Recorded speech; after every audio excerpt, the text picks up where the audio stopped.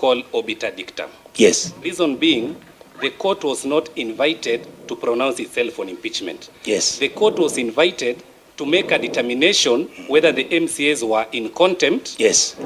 For chasing away Honorable Kero. Thank you. So Hold the on. court was saying in passing. Okay. Hold on. Through you, him, Chair. Hold on, Council. Whether you suspended Council, him. hold on. Then the MCAs went to Kisumu. What did they tell the judge?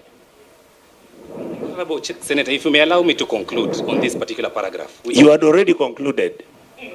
I am asking you, Chair, when the MCAs went to Kisumu. Chair. Don't work.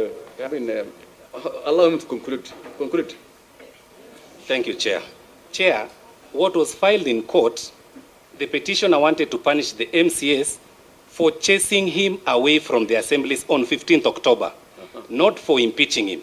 So the judge was saying in passing, whether you frog-marched Okero, whether you impeached him, whether you suspended him, you were in guilty for barring his access.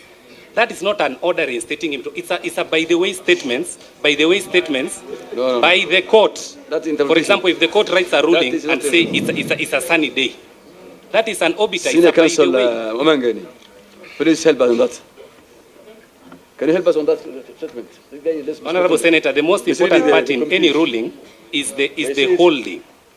Holding. Order, my friend. We are not people known to the jungles. So we'll give to the Senator, Senior Counsel. I want you to repeat the same statement. Honorable Senator,